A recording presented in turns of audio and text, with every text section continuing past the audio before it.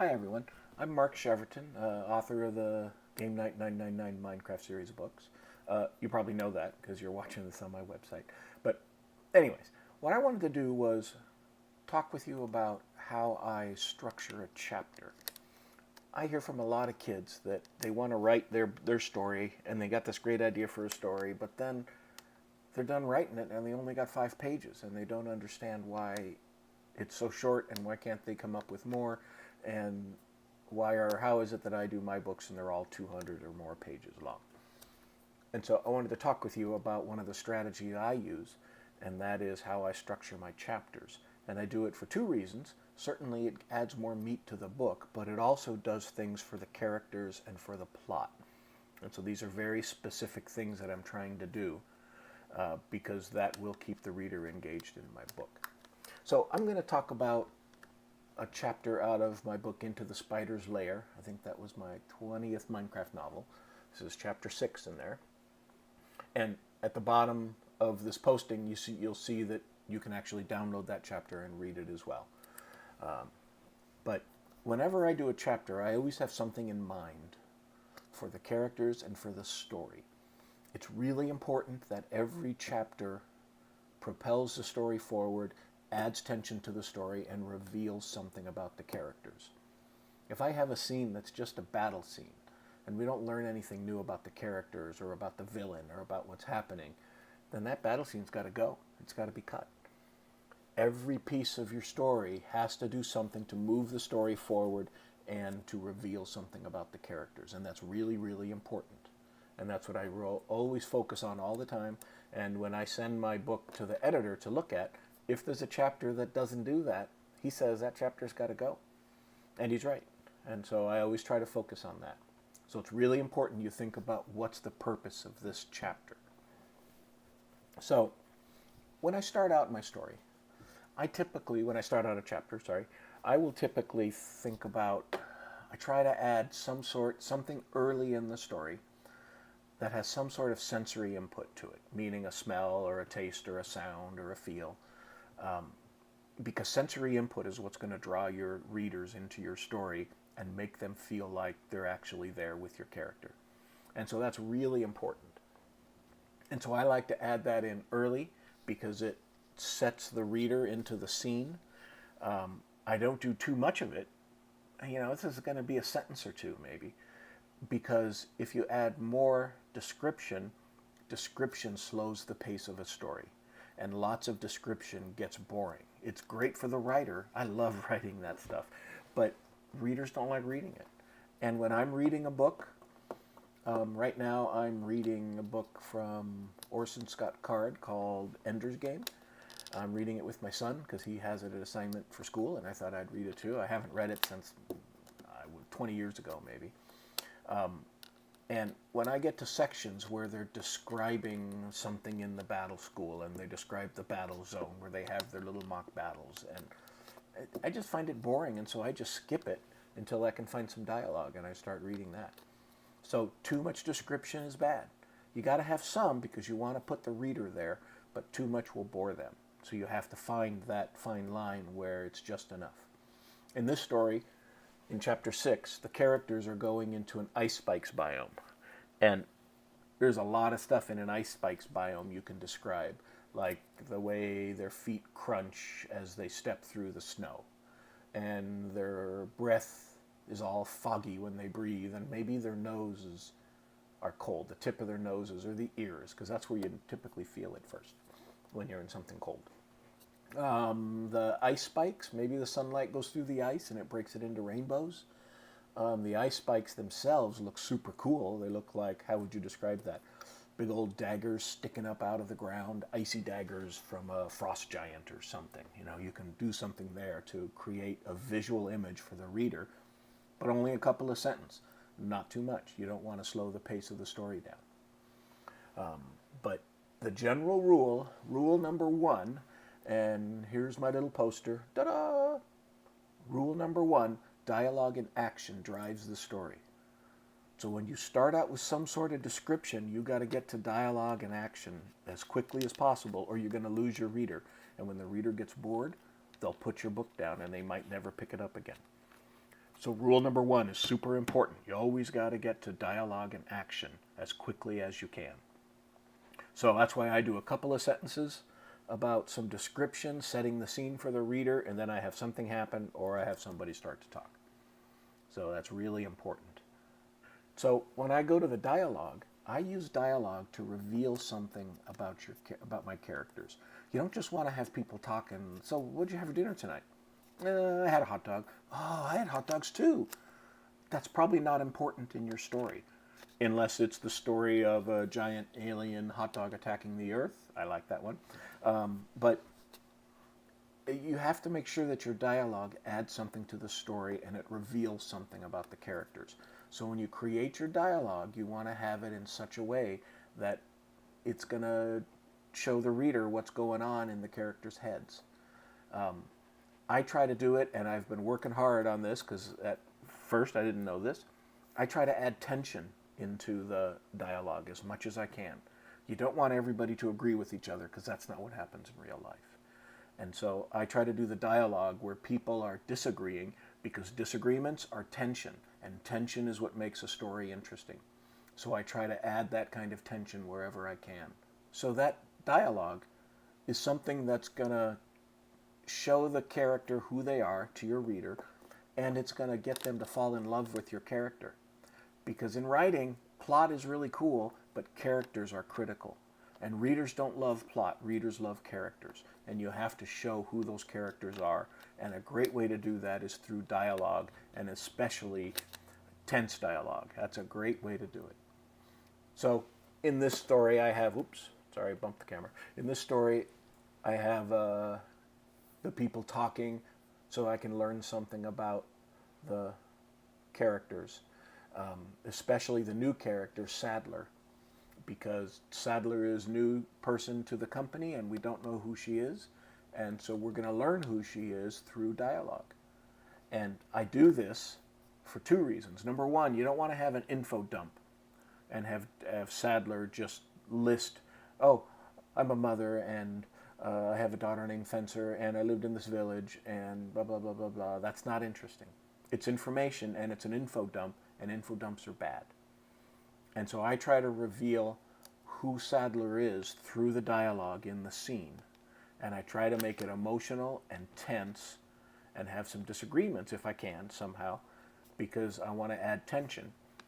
But it's really important that I reveal who Sadler is because I need the readers to love that character, especially later in the book because she's really important in the story. And so that brings us to rule number 2. Characters are the most important thing in your story. So you got to put time into developing those characters, and you have to reveal that character through the process of your story to the readers so that they'll understand who they are and feel sorry for them or hate them, in terms as in my most hated evil character, which was Erebus, the king of the Endermen. You want characters to really love your character. You want readers to really love your character or really, really hate your character. And the way you do that is you reveal that character and you show who they are. You don't tell. Telling is bad. Telling is summarizing. Telling is giving a list. Showing is you show how that character responds to different events and how they react in dialogue. And that's really important because characters are super important in your story. So I use dialogue as a tool to show the reader who the characters are. That's how I like to do it. So as you're revealing your character in your story, you need to remember that, let's see, what was rule number 1? Dialogue and action, really important. Rule number 2, characters are the most important thing. And rule number 3 is, and I'll show it to you here, ta-da! Rule number 3, always keep the tension rising. So as I'm going through the story and I'm revealing my character to the reader, I want to keep adding the tension to it because that's what keeps a reader interested, is tension.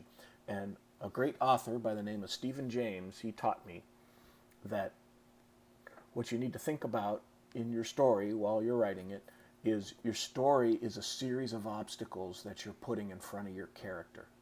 It's not just a plot with things that are happening, it's obstacles you're throwing in front of your character, and the obstacles need to get harder and harder and harder as you go, to the point where the reader thinks, oh no, the character's not going to win. There's no way he can get past this next obstacle. It's impossible. And that's the tension you want. And if you can create that situation for your character, then the reader is going to be so interested in what happens. Instead of stopping at the end of that chapter, they're going to read the next one. And that's what you want to do. You want to keep sucking the reader into your story and get them turning the page. And the way you do that is with tension. So you always, always, always have to keep raising the tension in your story. In this chapter 6 here, there's a little bit of tension in the dialogue in that they're talking about the difference between bravery and cowardice, and when is important to be brave and when is it important to run away. And this is happening between Planter and Watcher, and this is part of the theme of this story, is bravery and cowardice. And it's important to have this dialogue here because I'm setting up the tension between Planter and Watcher,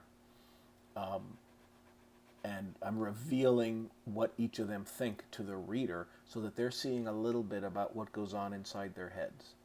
And that's really important in there. And so now in the chapter, I'm about 4 pages in, and I've had the dialogue, I've revealed something about the characters, I've shown the environment with sensory type of things. Now I got to get to some action, and I got to get them doing something. That's super important. Remember rule number 1. I always think about this, and I have it printed up next to my computer. Dialogue and action drives the story. You always got to think about, how do I get to dialogue and how do I get to action as quickly as I can in a chapter. So I move the story forward, and they find an igloo, and they go in and they find a secret room below the igloo, and they find a chest of weapons, and they take them with them. And this is important because when I was writing this story, I was on chapter 17 or 18 or 20 or 25, whatever, and I realized I needed all the villagers to have access to a bunch of weapons, but they don't have any with them. So how do I get them more weapons? And so there's a rule in writing. This is one that I don't know who made this rule up, but a character can't find a gun at the end of the story unless you showed it at the beginning. And so here, I can't have the characters at the end all of a sudden find a chest full of weapons. That's awfully convenient. That's no good. So I had to show the weapons early in the story. And so when I was writing the chapter near the end, I knew they had to find weapons, so I stopped and I went back to the earlier chapters and I put a note in there, they need to find some weapons in this igloo. And then when I went through to rewrite the chapter again, I would go through and rewrite the chapters multiple times. When I go back to rewrite it, I saw my note, oh, they need some weapons, and so I figured out how to do that, and I inserted it into this chapter. So a character can't find a gun at the end of the story unless you show it at the beginning. And there's another rule, too, the opposite of that. If you show a gun at the beginning, then you better use it at the end. So here, if I showed you this chest of weapons and they took them, and then I go through the story and they never needed them, well, that's not good. The reader's going to think, why did you even have those weapons in there? And what will happen is the reader's not going to trust me the next time. In the next book, when I show some stuff, they're going to think, oh, that's not important, and maybe they'll skip it. And you always want to keep the trust of your reader so they'll continue to read your stories, and you have to deliver on your promises. And my promise here is, hey, there's a bunch of weapons. The reader knows they're going to need those later on. There's probably going to be a big battle. I'm making that promise to the reader, and you need to think about that as well.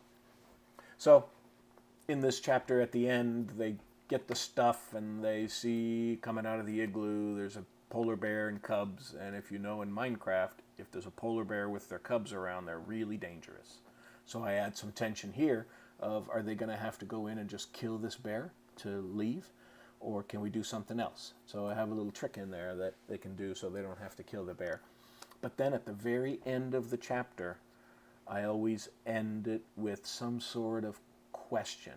And this is rule number 4. You always want to end a chapter on a plot question.